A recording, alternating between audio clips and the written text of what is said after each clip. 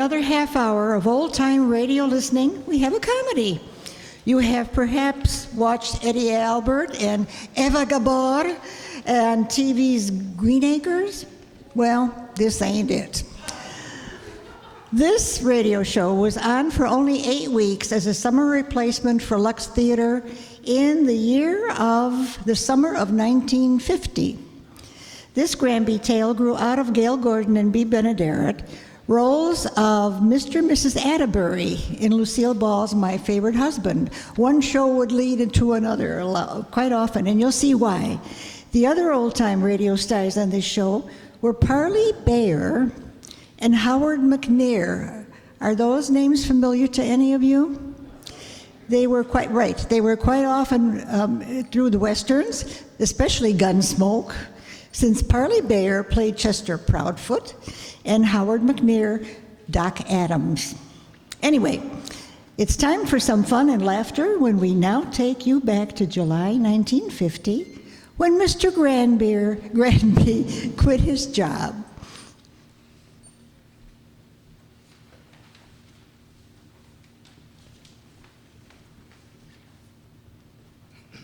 Granby's Green Acres.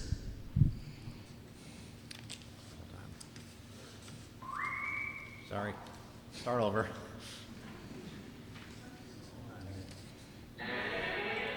Let's start over. No, what happened? Okay, go ahead.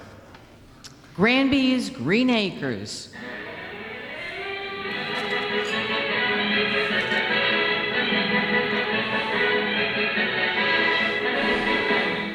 Starring Gail Gordon as John Granby, Bea Benaderet as his wife Martha, Shirley Mitchell as his daughter Janice, and Parley Bayer as Eb, the hired hand.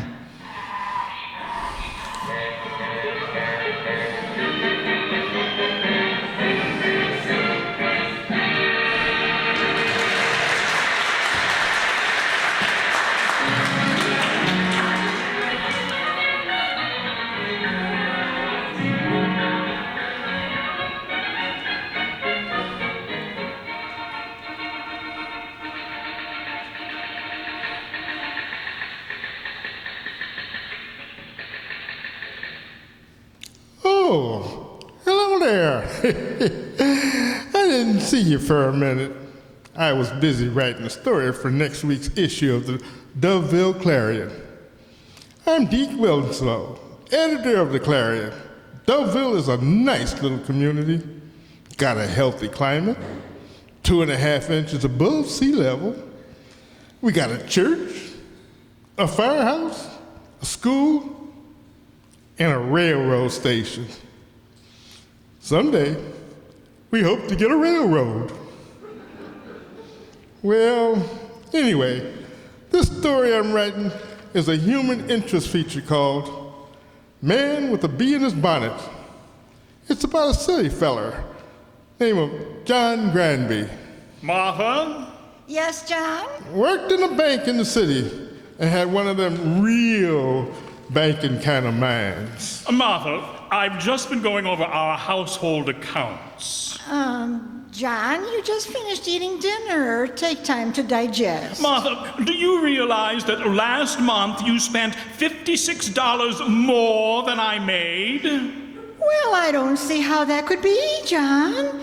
Every time I made a check, I entered it in the checkbook. Came out exactly even. Even? Well, yes. At the end of the month, there was one stub for every check. What am I going to do with you? We plan a budget, and you promised me faithfully that you'd stick to it, but you ignore the budget and spent more and more money. Martha, how can you be such a Democrat?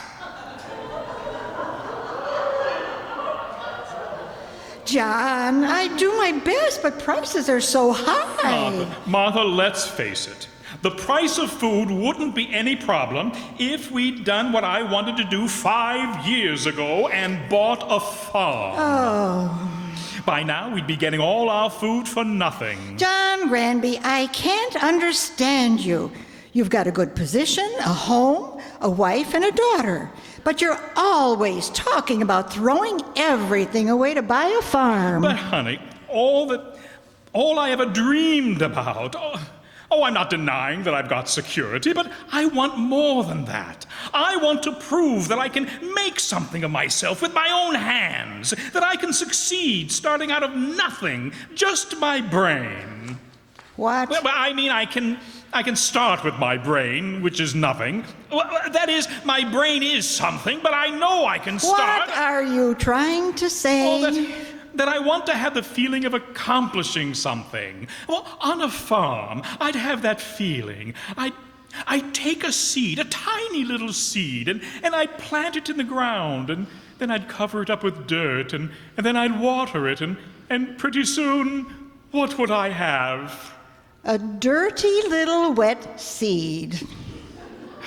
Martha, don't you understand? The farm would give me independence. If I need an apple, I can pick it. If I want a potato, I can dig it. Or if I want an egg... You can lay it. I can lay it. Oh, of course not.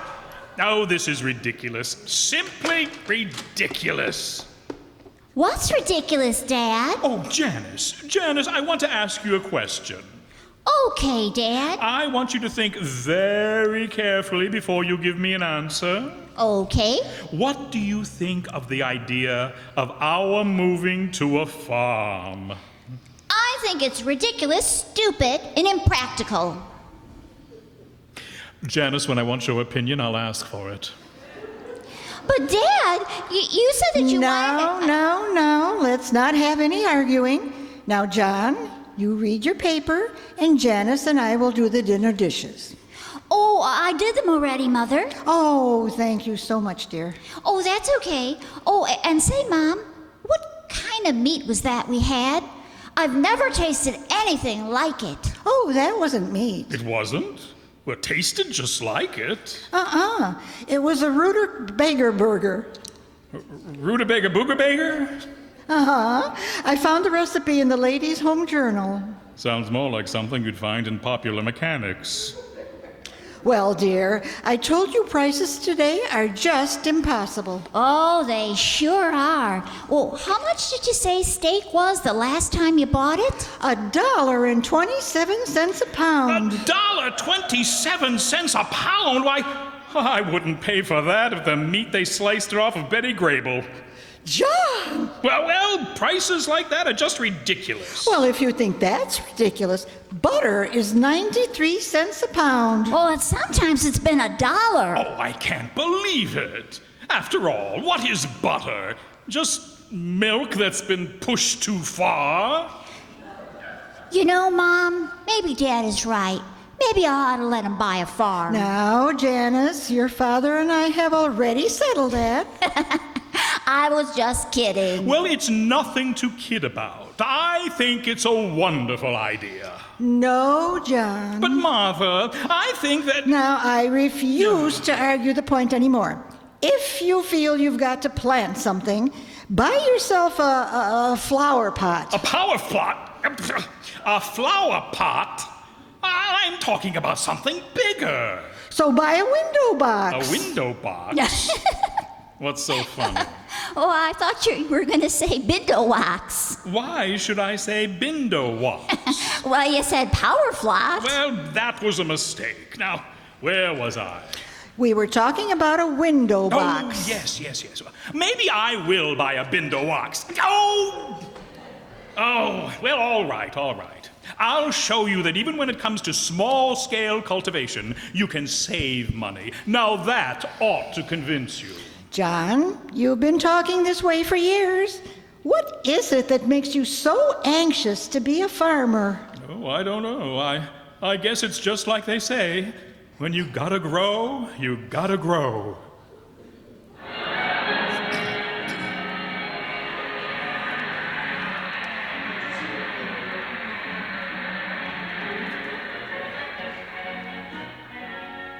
Well, by now I guess you know why I call this here story for the Clarion a man with a bee in his bonnet. Mr. Granby is the bee, and the bee he's got is the farming bee. The only trouble was, the only time he tried sticking his head out of the hive, Mrs. Granby sprayed him with DDT. Of course, that didn't kill the bee. It just took a little of the buzz out of his stinger. A window box ain't a farm, but then a half a loaf is better than none. Good day, sir. What can I do for you? Do you carry window boxes? Well, certainly, if they're not too heavy. I beg your pardon. Just a little joke. Yes, sir, we have about a fine assortment of window boxes as you'll find in any garden supply store in the city. Good. I'll take one. All right. Now, will there be anything else? Yes, I'd like some dirt for it. Dirt? Well, I guess we can dig some up for you. What kind do you have? Well, it's brown, and it's got well, when you shovel it up, it's brown, and well, it looks kind of like it's dirt. Well, but there's all different kinds. You see, I'm interested in farming, and I've done a great deal of reading about soil. How fascinating. Well, the pH of the soil has a great deal to do with how well a plant will grow. Really? Yeah, pH is a chemical term which indicates whether the soil is too acid or too alkaline. Well, I don't know if ours is, but I'll be glad to let you taste some. That won't be necessary. I'll test it when I get home, and if it's too acid, I can always alkalize it. What do? Give each plant an Alka-Seltzer? No, you don't do anything like that. Well, I should hope not. That fizzing might drive a geranium out of its mind. Well, I'm not going to plant flowers. You see, only vegetables, which reminds me I'm going to buy some seeds. Certainly. What kind do you want? I told you, vegetables. I know. What kind of vegetable? Well, I don't know. I haven't got much room. Say, how about you pick out one seed of each? One seed of each? Yes. What would you suggest? You wouldn't do it anyway. Wait here, I'll go back and get some for you.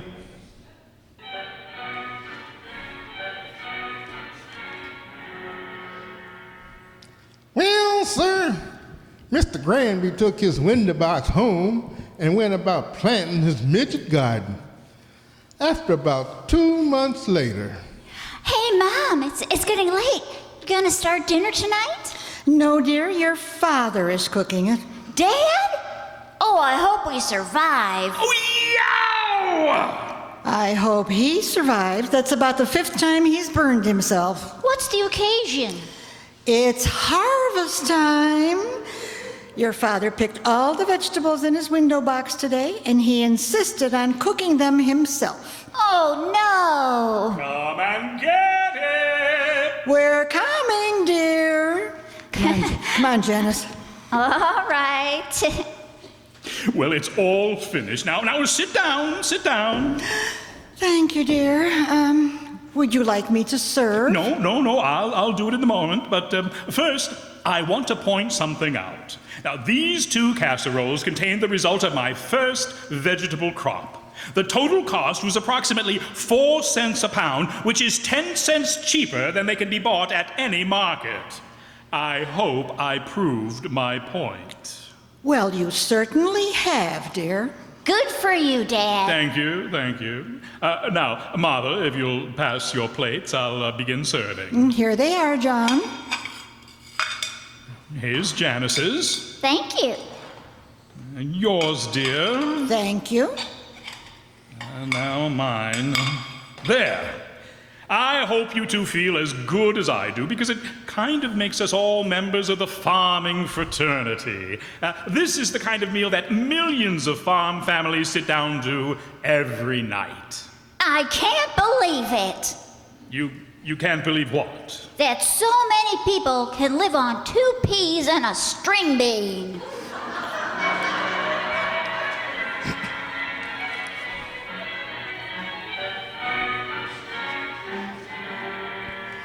Well, with the harvest over, Mr. Granby settled down to the normal routine of his business at the bank. Hello, dear.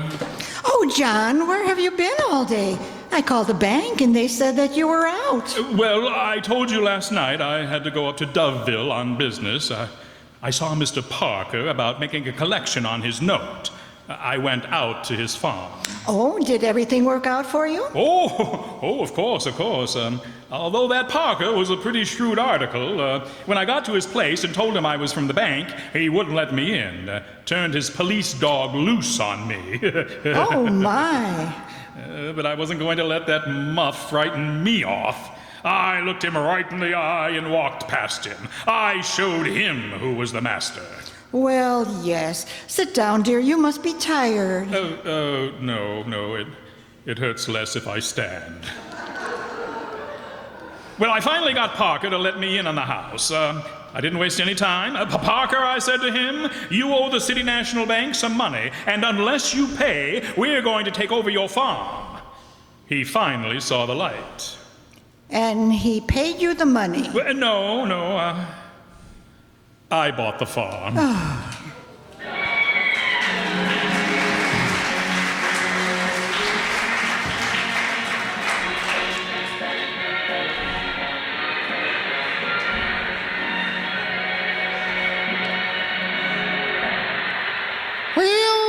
Mr. Granby finally did it. He quit his job at the bank and bought a farm near our town of Doveville. That was one of the biggest news stories I entered in the Clarion in a long while. About a month later, he and his family set out for the new house. Oh, what a day! What a day! Well, Martha, we'll soon be there. Oh, will you please stop crying like that? You've been doing that ever since we left. Oh, now, Dad, don't nag Mom. She feels terrible. After all, she's left a home she lived in for 20 years. She left her friends and everything. Oh, so have I. I'm not crying. I'm happy. See, Martha, I'm laughing. Oh, for goodness sake. Oh, Dad, how could you do a thing like this? How could I do a thing like this? You and your mother talked me into it. Prices are too high, you said. On a farm, we'd get free butter and vegetables, you said. Dad, we didn't mean you had to run right out and buy a farm. Why, you never even let Mom and me see it. Well, I wanted it to be a surprise. Oh, some surprise. How do we know what this place looks like? Why, it might even look like this one we're coming to down the road. Look at that old broken down house. It's overrun with weeds. The barn is sagging. It needs paint. And look at that awful... Look! Dad, why are we stopping here? Is there something wrong with the car? No, Janice. Dad? You mean? Welcome home!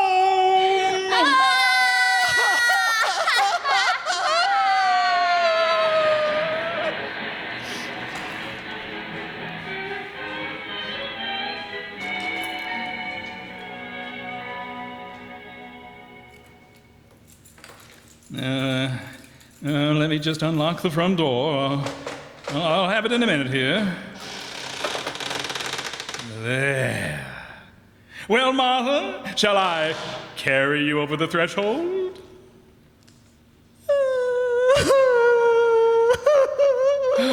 Oh, that's funny.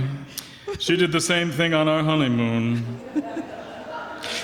Look, Martha, cheer up. It's going to be all right. Now, come on. Let's have a little smile, huh? Oh, that's it. Now let me get my handkerchief and wipe away those tears. There we are. And now blow. Martha! Oh, that was just a bus going down the road. What a little boy, giving up your job, putting most of our savings into this place. But I guess it'll work out. Why, of course it will. Now, come on, let me show you around. Now, this is the kitchen. Oh my, it's large. Sure. Oh, wait till our furniture gets here. Won't it look swell with the refrigerator over there, the electric stove over there, and the dishwasher there? Dad? Do you mind if I ask a question? Why, of course not. Go right ahead. Where are the electrical outlets? Electrical outlet? Why, they're, well, they should be. Well, they're usually,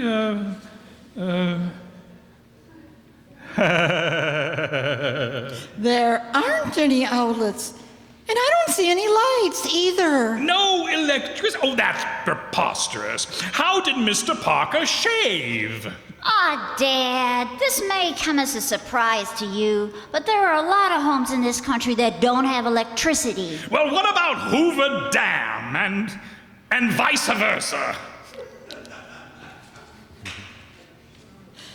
Dear, there doesn't seem to be any gas either. How am I going to do the cooking? Well, I don't know.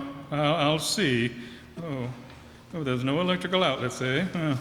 Oh, what's this hole near the baseboard? Let me just put my hand down there and... Oh, Dad, what happened? Did you get a shock? No, a mouse bit me. A mouse! Oh! Oh, Dad, Mother's fainted. Get some water. Oh, okay. Oh, there's a pump outside. I'll get some. Water. Oh, here's the pump. Oh, what's the matter with this darn thing? Hello. Hello. Need some help? No. Seems to me like you do. Will you please leave me alone? My wife's fainted. I need some water. Well, you ain't gonna get no water from that pump. Why not? It needs priming. Well, what do I prime it with? Water. Well, how can I prime it with water if I haven't got any water? Get some. Where? Oh, there's a pump 3 miles down the road. Oh, well, I'll get in my car and drive right down there. It ain't worth it. Why not? That pump needs priming too. Well, where can I get water to prime that pump to get the water to prime this pump? 6 miles down the road. Are you sure that pump doesn't need priming too? Yep. What makes you so positive? It's a well. Look, this is an emergency. I've got to get some water for my wife. I'll get it for you. Yeah. Well, that's very neighborly of you, Mr. Name's Ebb. Used to work on this place for old man Parker. You need a hired hand? No, I don't, no. Okay, I'll get the water anyway. Well, thanks. I'll appreciate. Dad, Mother's come too. Oh, thank goodness. Oh, I better go in and see her. Well, I don't think I would do that just now. Give her a little while to cool off. But I should. Look, if you want to do something, why don't you see if you can find some sort of a stove to cook on? Well, all right, dear. Yes. Stove. Where can I get a stove? Yeah. Hey, here's your water. Oh, thanks very much. Wait a second. I thought you said the well was 6 miles down the road. It is. Well, How did you get the water so quickly? I had it in my car. In your car? Well, why didn't you say so? You didn't ask me. No! I guess I better be going. You sure you don't need no hired hand? I'm positive. I'm perfectly able to. Wait a minute. Wait a minute. Didn't you say you used to work for Old Man Parker? Yep. Say, what did he use to cook with? A stove. I assume that, but what kind? Wood burning. Do you know where I could get one? I think Parker left his old one down behind the barn. He did? Oh, great, great. Say, would you give me a hand to get it into the house? You still don't want to hire me? No. For a man who ain't hired, I sure am doing a lot of work.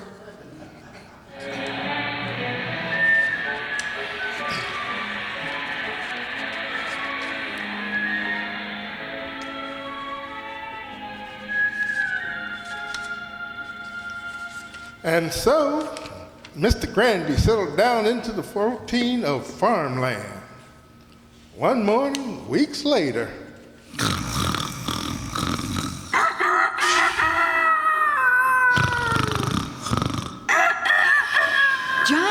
John, wake up. What's the matter? What's the matter? The rooster is crowing. Turn it off. John, will you please get up? It's 4:30. You know, 4:30. Oh, what's the matter with you, Martha? I don't have to get to the bank until 9. You don't work at the bank anymore. You own a farm, remember? Now get up. Oh, all right, all right. Oh, I could have slept all night if it hadn't been for that darn rooster. Oh, shut up! Oh, I never seem to. John, what's the matter? Oh, my pants are cold. Will you please get a move on? Eb is waiting for you to help him with the milking. Oh, that Eb is some hired man, huh? Hired him to help me, and I end up helping him. John, will you please hurry? I am. Oh, let me wash up. Well, there's a pitcher of water on the desk upstairs. Just pour it into the bowl. Okay. Oh, darn. What's the matter? Can't you find the washcloth? Oh, I've got the washcloth. Where's the ice pick? John, will you please I'm going.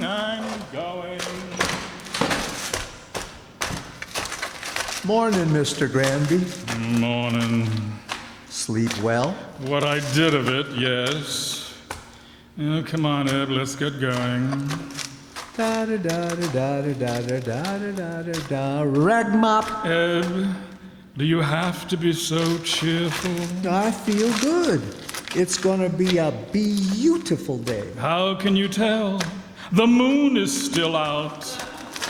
Oh, here's the barn. Bossy's waiting for us. You want to try milking her this morning, Mr. Granby?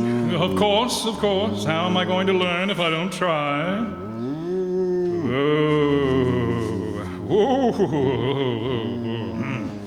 Let me see. Put my hands here.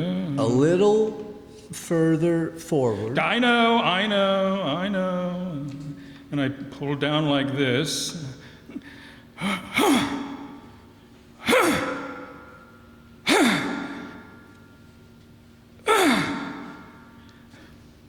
She's empty. No, she ain't empty. You ain't doing it right. Here, let me show you. So, Bossy. Now watch me. When you pull down, you move your fingers like this.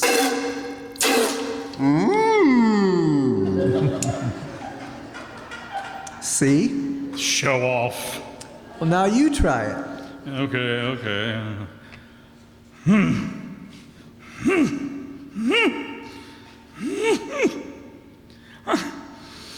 I don't think she likes me. Of course she does. Now just keep at it. All right.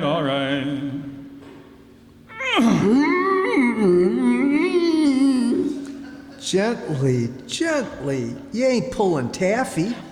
I'm being as gentle as I can.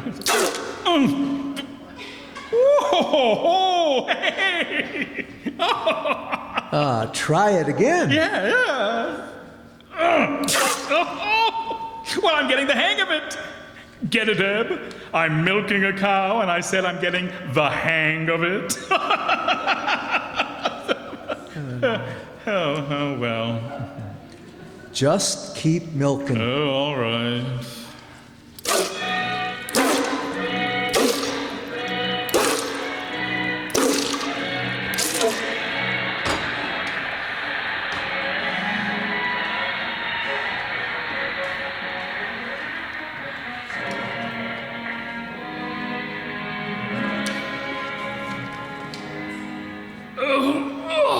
Well, here's the milk, Martha.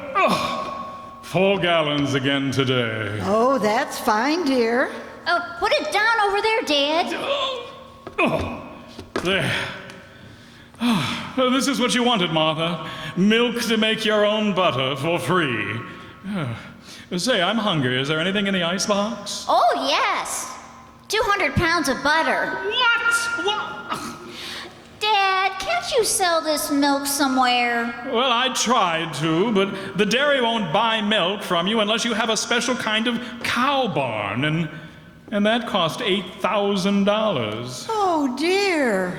Dad, Mother and I have been talking, and we think you should put this place up for sale. Oh, you're not serious. Dad, you're just not cut out to be a farmer. But I haven't had a real chance to try it. I haven't even planted a crop yet. Dad, look, I've been talking to Eb, and he says that the land on this farm has been overworked. This soil needs care. It's going to take too much time and money. Oh, what does Eb know about farming? Well, he's lived on a farm all his life. Yeah, well, I've got books from the Department of Agriculture. Now look here, look. I'll make you a sporting proposition. You say nothing can grow on this farm? Well, I'll bet you that I can plant a crop and harvest it. If that fails, I'm willing to admit that I was wrong and sell it. Oh, Dad, you're just... No, wait a moment, Janice. I'll take that bet, John. Mother! Janice, this is what your father wants. But, Mom, Janice, I'm surprised at you. Has your father ever let us down? Well, no. Of course he hasn't. And I don't think he will now. All his life he's had his heart set on owning a farm. If the worst comes to the worst, we can always go back to the city and get a job. But first, I think we should give him a few months to make good.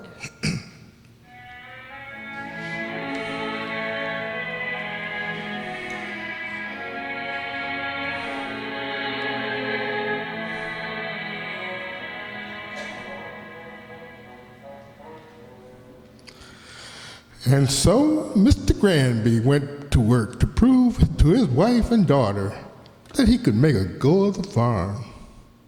Morning, noon, and night he worked in the fields, hoeing, milking, shoveling, pumping, raking. And inside of a month, single-handed, he got the following result. It's a badly sprained back, Mrs. Granby. He'll have to stay in bed for 6 weeks.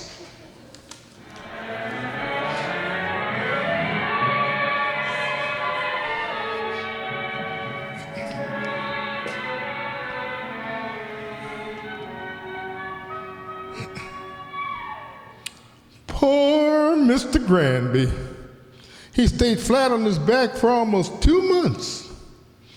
Eb tended to things for him, and then came the day he could get up and look at his crop. Mother, will you please get my shoes? I left them downstairs. All right, dear. Oh, boy, this is the day. I just can't wait to see that field I planted. I'll show you if I'm a farmer or not. Yes, dear. Well, get my shoes. All right. How's Dad? He's yelling again, so he must be better. He wants to go down and see the field he planted. Mom, does he know? No, I couldn't bear to tell him while he was in bed suffering that way. Nothing grew. Not even a weed. Eb said he did his best, but, oh, Janice, I don't know what his disappointment will do to your father. Oh, Mom, if something did grow in that field, you know what it would mean? We'd be stuck here on this farm. Well, yes, but I wouldn't mind, just as long as your father was happy. Somehow I've got a lot of confidence in him. I think he could make a go of this farm. Mom, listen, can you stall him for about half an hour? I think so, dear, but why? Oh, I've got to get to that vegetable store in town. Stall him as long as you can. Okay.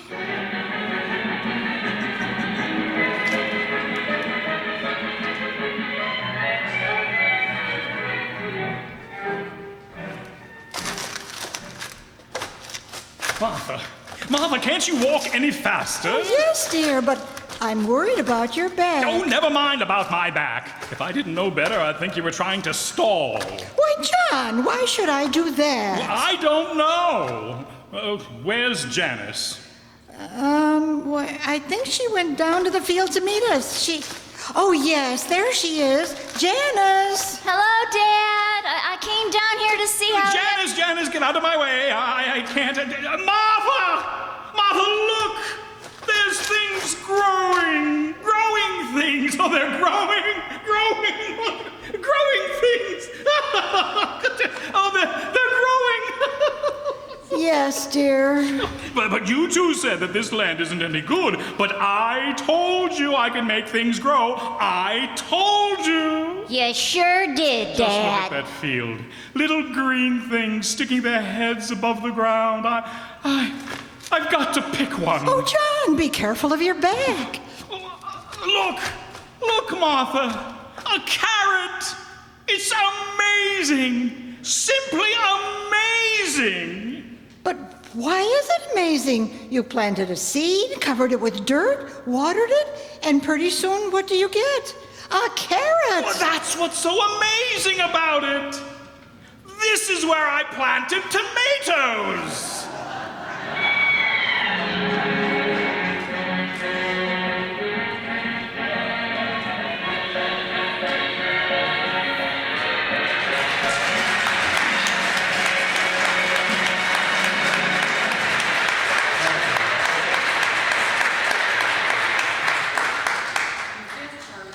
Episode of Granby's Green Acres.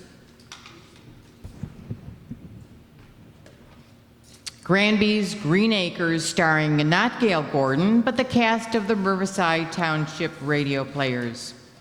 As the editor, Deke Winslow, writing the tale for his down-home newspaper, was Andre Dixon.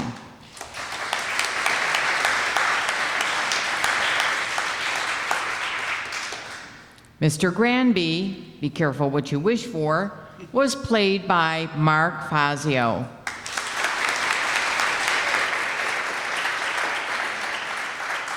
And his wailing but loving wife was this month's director, Ellie Babka.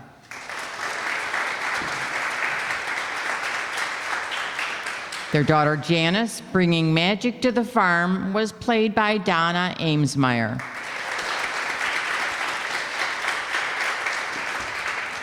Eb, the hired hand, who was finally hired, was Jay Summerfield.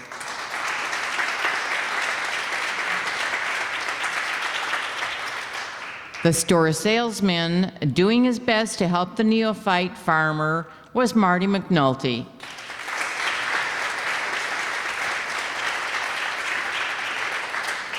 Who also did more of the work around the old farm by mooing, squawking, hee-hawing, crowing, and making all the other sounds that make a radio show fun. Marty?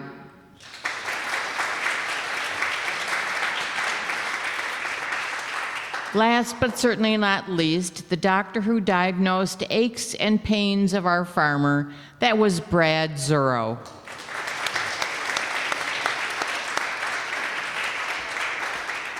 And I'm not the original announcer because my name is Kathy Juarez.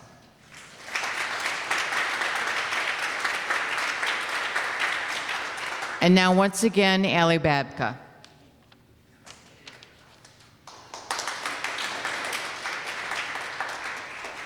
I again want to thank all of you for showing up. We have a wonderful audience, one of the biggest ones we've ever had for a starting show in September.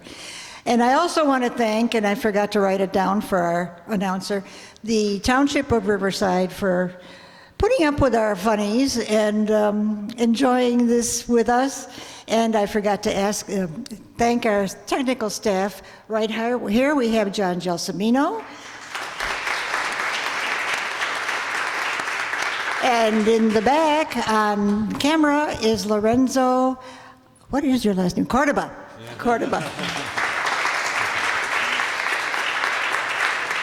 So anytime you want, you can watch us on YouTube because that's put together by Andre Dixon. And it'll be ready to be shown in a couple of days. And speaking of Andre Dixon, he's our director for next month. Andre? It'll be our Halloween show. Dimension X was a radio program broadcast from April 8, 1950 to September 29, 1951. Next month, the Riverside Township radio players will recreate the Dimension X story originally aired on August 25, 1950. In the parade, a genuine Martian hires an advertising agency to publicize a parade. The Martians are coming. Quiet Please was a series that aired from June 8, 1947 until June 20, 1949. It is considered by many to be among the most uniquely creative series in history. Next month we will present Don't Tell Me About Halloween, which aired on October 27, 1947. 75 years ago. It's a love story where a man is married to a witch and has to see her once a year on Halloween. Now, get ready for some fun. We will meet right here again next month on the evening of October 28th at 7:30 p.m. Bring a friend for an evening of fun and surprises. See you then.